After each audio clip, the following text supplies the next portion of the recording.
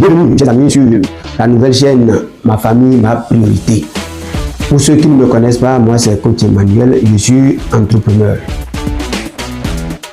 Je suis entrepreneur en agro. Je suis agro-business man. Donc, dans mes activités, j'ai reçu beaucoup de ma communauté. Ma communauté m'a donné beaucoup. Tout ce que je fais comme activité, c'est ma communauté qui me pousse.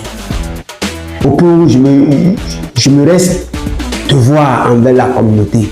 Et j'ai tellement réfléchi, qu'est-ce que je peux donner à ma communauté?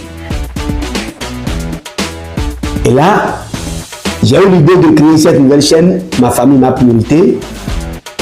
Et sur cette chaîne, nous allons ensemble discuter et voir comment nous allons prendre notre famille comme notre priorité. Parce que vous n'êtes pas sans savoir que toute bonne société est basée sur de bonnes familles.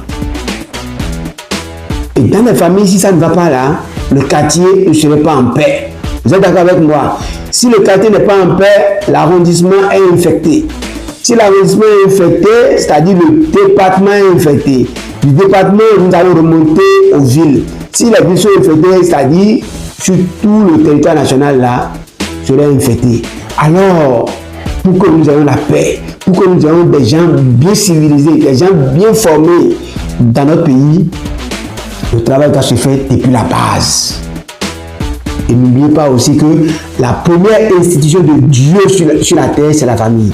Alors, pourquoi ne pas se donner la main pour reconstituer nos familles?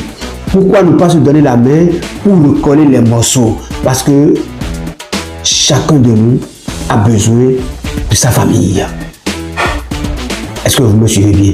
Et je veux parler ici de la famille nucléaire, la famille qui concerne uniquement d'abord le père, la mère et les enfants. Alors pour ce faire, pour la vidéo d'aujourd'hui, nous allons ensemble partager 5 astuces pour créer des routines efficaces au sein de notre famille. Routine familiale efficace, je vais donner 5 astuces. Première astuce, selon moi, pourquoi la famille, papa, maman et les enfants ne peuvent pas s'asseoir et définir ensemble ce qu'ils veulent accomplir. On donne la parole à chacun, du plus petit au plus grand. Et après, papa va dire pour lui, maman aussi va dire pour lui. Est-ce que c'est pas possible comme ça? Pourquoi on ne peut pas s'asseoir? Papa, ne sois pas le bourreau de la maison. Tout le monde sait que c'est toi le patron de la maison. Yes. Mais ne sois pas le égout avec chicotte en main. Et dès que ton véhicule arrive là, chacun se recase. Chacun va courir rapidement à sa cachette. Oh! Papa, c'est pas seulement au dehors là que tu vas faire sortir les dents. Et à la maison là, c'est tout comme si tu as de la nivaquine dans la bouche. Et tout le temps on a la mine renfrognée. Le tigre ne proclame pas sa tigritude. Tu n'as pas besoin de faire ça pour que les enfants aient peur de toi. Non, hein. Non, hein, mon cher ami. Deviens ami avec tes enfants. Deviens ami avec ta famille. Avec ta femme, il doit être ton associé, ton partenaire. Tu es allé la chercher. Il ne faudrait pas aujourd'hui qu'elle soit ton ennemi. Alors parlez comme de grandes personnes, comme des personnes civilisées. Asseyez-vous. Nous sommes en janvier, à l'heure d'une nouvelle année là, début d'une nouvelle année là, asseyez-vous. Bon, pour cette année là, vous pensez quoi? Toi, tu penses quoi? Comment tu as trouvé l'année passée? Qu'est-ce que j'ai fait de mauvais et que tu n'as pas aimé? Chacun dit pour lui. On commence par les enfants, chacun dit pour lui. Le petit va te dire, hey, voilà papa, tu as fait ci, vous avez fait ça, vous avez fait, maman a fait ci, maman a fait ça. Et que nous n'a pas aimé, laissez les enfants parler, écoutez-les, j'ai pas. À tout de rôle, chacun va dire. Et maintenant à ton tour là, tu prends la parole. Si tu as des fautes, il faut reconnaître, tu n'es pas Dieu. C'est Dieu seul qui est infaillible. Tout le monde peut faire des erreurs. Personne n'est parfait si ce n'est pas Dieu. Si tu te retrouves dans ce que les enfants ont dit, il faut accepter. Il faut accepter. D'accord, j'ai compris, j'ai bien noté. Excusez-moi, ça ne diminue pas un peu de ton papa, hein, mais ça ne supprime pas un A de ton papa. Au contraire, les enfants seront contents. Et quand tu viens de dire ça là, tu leur dis, si tu les as punis et ils sont en train de dire ça là, la raison pour laquelle tu les as punis là, il faut leur rappeler ça. Si je vous ai puni, c'est parce que vous avez fait ci, vous avez fait ci, vous avez fait ça. Prochainement, ne faites plus ci, ne faites plus ça. Simple. Entre amis, entre copains, avec les enfants là, vous faites ça. Est-ce que vous voyez? Deuxième astuce. Ensemble là, définissez, créez des activités dans la maison où on responsabilise chacun. Chaque élément de la famille est responsabilisé. Peut-être toi, tu fais ci, toi, tu fais ça, toi, tu fais ça, et papa et maman font le reste. On peut prendre le week-end pour travailler ensemble. C'est un exemple. On peut dire, bon, comme le matin, tout le monde est pressé pour se rendre au boulot, on peut dire le soir, à 20h, tout le monde à table. À 20h, tout le monde à table. Oui. Et tu fais l'effort d'être là. Ne viens pas nous dire que c'est le boulot, c'est mon patron qui m'a fait ci, c'est un embouteillage. Non, hein. Tu vois bien le titre de la chaîne, ma famille, ma priorité. Tu dois prioriser ta famille. Parce que quand ça pète là, ça va péter. C'est eux qui vont se sentir premiers. Donc, il faut les mettre au premier plan. Donc, je suppose, c'est un exemple que je donne. Hein. C'est un exemple que je donne. Vous pouvez dire, à 20h, tout le monde à table. Je vois tout le monde à 20h. Et à 20h, vous mangez. Mais pendant ce temps-là, vous avez l'obligation de demander à chacun. Toi, ça va, et ta journée. Demandez à chacun de vos enfants comment ils ont passé leur journée à l'école. Le professeur est arrivé, le maître est arrivé, vous avez fait quoi? Vous avez fait quelle leçon? Vous avez fait ça là, ça. C'est que tu dois trouver du temps pour ça. Sinon, si tu te caches derrière le boulot pour aller vadrouiller, tu vas récolter les pots cassés après dans ta vieillesse. Ça, dans cette affaire-là, je ne vais même pas porter des gants pour vous dire la vérité. Parce que beaucoup de choses sont en train de trop souffrir. Est-ce que vous voyez? Donc vous devez les prioriser. Autant que vous aimez l'argent là, autant que vous devez les aimer aussi. Donc les amis, soyez équilibrés. Trouvez le juste milieu. Je ne dis pas de laisser la recette de votre argent, le boulot pour les enfants. Si vous laissez le boulot là-bas, avec quoi vous allez nourrir les enfants? Avec quoi vous allez subvenir à leurs besoins? Alors, travaillez ensemble, trouvez le bon milieu, vous irez travailler, vous devez avoir encore du temps pour votre famille. C'est nécessaire. C'est nécessaire. Parce qu'aujourd'hui, vous avez la force, vous avez la haine, vous allez vous rebeller. Demain, quand vous n'aurez pas la force là, vous serez là pour qui? Mais pour eux, si aujourd'hui ils ont besoin de vous et vous n'êtes pas capable de leur trouver du temps là, sachez que c'est la même chose que vous faites. C'est l'argent, non? C'est quoi? Pourquoi papa là m'appelle? Il a besoin d'argent, non? Il veut ses médicaments, non? Voilà. Et comment on appelle ton Momo est là, il t'envoie l'argent. Et puis, voilà que tu n'as plus de force. L'argent n'a plus de faire quoi? Maintenant là, où il a besoin de toi pour grandir. Il a besoin de toi pour te dire ce qu'il a sur le cœur, le problème qu'il a eu à l'école, ou bien dans son boulot, et tu n'es pas là. Demain, il ne serait pas aussi là pour toi. C'est du tic au tac. Réfléchissez, hein? Après N'allez pas couler des larmes de crocodile. Et mes enfants, j'ai travaillé, je me suis donné pour eux. Aujourd'hui, ils ne sont pas là pour moi. Non, non, la vie, c'est ça. C'est ce que tu as semé là, c'est ça que tu vas cueillir. Tu ne peux pas semer papa il a et cueillir avocat. Tu ne peux pas semer maïs et tu vas aller cueillir soja. Non. Si tu sèmes soja, tu vas cueillir soja. Tu vas récolter soja. Si tu sèmes piment là, tu vas cueillir piment. Tu ne peux pas semer tomate et aller récolter à bonbon. Jamais. Jamais au grand jamais. Donc, si vous n'avez pas du temps pour vos enfants aujourd'hui, demain, ils n'auront pas du temps pour vous. Je vous regarde droit dans les yeux, je vous le dis. Ça peut faire mal. Je sais que oui, il y a les obligations professionnelles. Oui, mais dans ça, trouvez le juste milieu. Vous devez avoir une heure pour venir à la maison. Quand tu dois te dire à 20h, je dois être à table avec ma famille. Que rien ne te prenne pas ça. Au pire des cas là, fais des programmations. À 20h, je proclame, je déclare qu'à 20h, je suis à table avec ma famille. Il faut proclamer ça, il faut déclarer, il faut dire à Dieu, il faut parler à Dieu. Quoi qu'il arrive, à 20h, je suis à table avec ma famille. Et tu fais tout possible pour être là.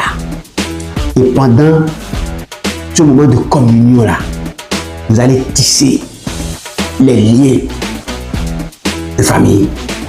Comment ça va, États-Unis? Chérie, comment ça va, États-Unis? Tu as vendu un peu, tu as fait un peu. Chacun dit à tout de rôle comment ça je s'est passé. Quoi de plus noble? Quoi de plus noble, mes chers amis? Et si un enfant a un souci là, il te dit, tu l'aides directement dans ça. Ah, prochainement, là, fais ci, fais ça, fais ça. Pas compris? Simple. Et les feuilles, qui a fait l'intégration, qui a fait ci, qui a fait ça, qui a fait ci, qui a fait ça. Et puis, ça passe. Vous serez en train de manger et vous allez communier. C'est-à-dire, c'est une communion quoi, le repas familial. Et comme ça là, vous allez voir, les choses vont changer un peu.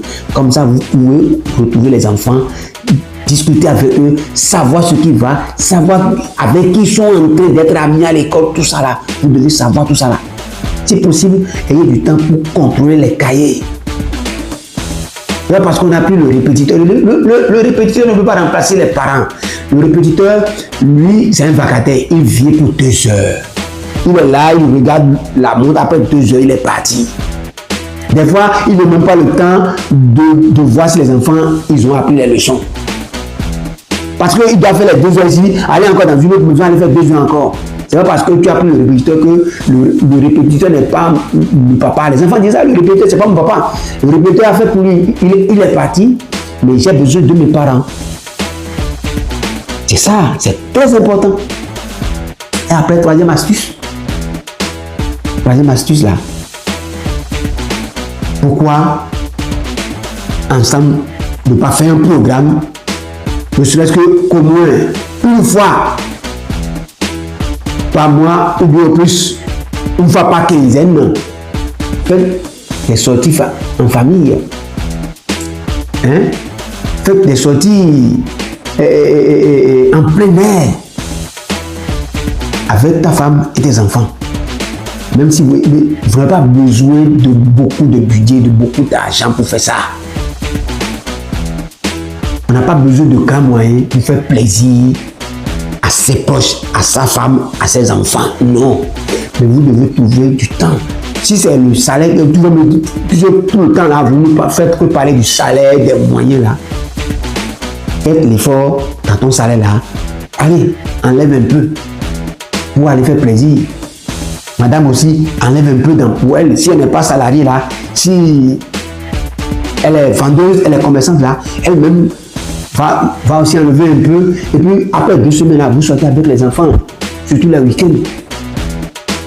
Vous allez parler, les enfants sont en train de s'amuser là-bas et papa et maman vont s'asseoir. Yeux dans yeux, ils vont encore se regarder, se dire des bonnes choses. Parce que les difficultés quotidiennes font qu'on n'a plus le temps de se tchatcher. Il faut continuer toujours à lui dire je t'aime. Trouver des créneaux pour lui dire tu es belle, tu es beau, tu es mignon. Pendant que les enfants sont en train de s'amuser dans des parcs d'attractions, mais vous les deux, vous êtes là, vous vous regardez, vous souriez bêtement comme ça. Vous vous dites les bonnes choses. Vous vous dites les bonnes choses. Les enfants, même, sont là-bas, ils s'amusent, ils sont dans leur toboggan en train de sauter, ils vous regardent, ils sont contents, ils sont heureux. Aucun enfant ne veut voir ses parents disputer, se battre, se bagarrer, s'insulter. Non, chers parents. C'est pourquoi j'ai créé ce creuset pour qu'ici, ensemble, là, on s'éduque. Parce que c'est les deux mains qui se lavent. C'est les deux mains qui se lavent. C'est les deux mains qui se lavent. Regardez. Trouvez du temps pour vous les deux. C'est parce que les enfants sont là, qu'il faut l'ignorer, qu'il faut l'abandonner. Les enfants. On se connaissait avant les enfants. Donc quand les enfants arrivent là, il ne faudrait pas que tu l'oublies parce que les enfants sont là. Non. Donnez du temps aux enfants qu'ils aillent là-bas s'amuser et vous les deux, vous allez aussi parler comme au bon vieux temps. Tu lui dis les jolies phrases là, les beaux tours, combien de fois tu l'aimes. C'est un contrat qu'il faut renouveler à chaque instant. Et dès que tu commences à faire ça là, tellement les enfants seront heureux, tu auras toujours l'argent pour le faire. Dès que tu veux le faire là, tu auras toujours l'argent pour le faire, je t'assure. C'est une question d'expérience, je partage avec toi. Toi qui me regardes là, c'est une question d'expérience. Tant que tu veux le faire là, tu auras toujours l'argent. Hein. Tu auras toujours l'argent. Et tout va encore commencer par marcher pour toi. Est-ce que vous voyez? Donc, en dernière position, cinquième astuce pour créer de la routine là. Pour créer une activité scolaire. Une activité scolaire. Ensemble dans la maison. Je donne un petit exemple. Peut-être ce week-end, tu dis aux plus jeunes, toi tu prends tel livre là, tu lis tel livre là et tu vas nous présenter ça en plénière. Tu viendras nous faire le résumé du livre là. Papa, maman est assis, tout le monde est là et il prend la parole. Quand je l'ai lu, voilà ce que j'ai compris, voilà ce que j'ai compris, voilà ce que j'ai compris. Est-ce que vous voyez? Il dit tout ce qu'il a compris. Mais toi, parent, avant que tu lui donnes ce livre-là, toi, tu devrais déjà, vous les parents, là, vous devez déjà lire le livre-là et maîtriser correctement le livre plus que l'enfant. Quand il finit son exposé-là, tout le monde applaudit. Tout le monde applaudit. Et vous allez le bombarder de ce que... Comment on appelle-t-on? Vous allez le qualifier, quoi. Lui donner tellement de vous allez le bombarder de jolis mots, quoi. Ah, c'est bon, tu es ci, tu es ça, tu es ça. C'est que tu es le meilleur, c'est que c'est ça, il faut le dire d'abord. Après l'applaudissement, là, tout le monde le bombarde. Pas des compliments, il faut bien le complimenter pour relever encore son niveau, pour renforcer sa personnalité. Est-ce que vous voyez? Puis après, vous commencez par lui poser des questions. Vous lui posez des questions, il répond. Il répond à sa façon et après, papa dit le reste. Oui, il a raison, mais voilà ce que tu pourrais dire. Comme ça, vous travaillez le leadership de votre enfant également. Est-ce que vous voyez? Vous travaillez comme ça le leadership de votre enfant. Et cet exercice-là sera fait à tour de rôle. À tour de rôle. À tour de rôle. Chaque week-end, quand l'année fait maintenant là, après c'est le suivant, et ainsi de suite. Comme ça là, vous travaillez sur les enfants comme ça. Vous faites de vos enfants, c'est-à-dire des leaders. Prendre la parole devant le public, ils n'ont plus peur. Et ça là, c'est en famille. Tu vois, le peu de temps que tu essaies de trouver pour ta famille, tu vois ce que ça fait. Tu vois combien de fois c'est que c'est rentable. Une pierre ou plusieurs coups, tu es en train de faire comme ça. Alors, chers parents, c'est le lieu de vous rappeler que nos enfants nous sont chers. Et le sang n'est pas de l'eau. La famille, elle est sacrée. Mettez votre famille en priorité et Dieu pourvoira aux besoins. C'était le coach Emmanuel Donamilofou, votre humble serviteur pour vous accompagner. Merci. À la prochaine.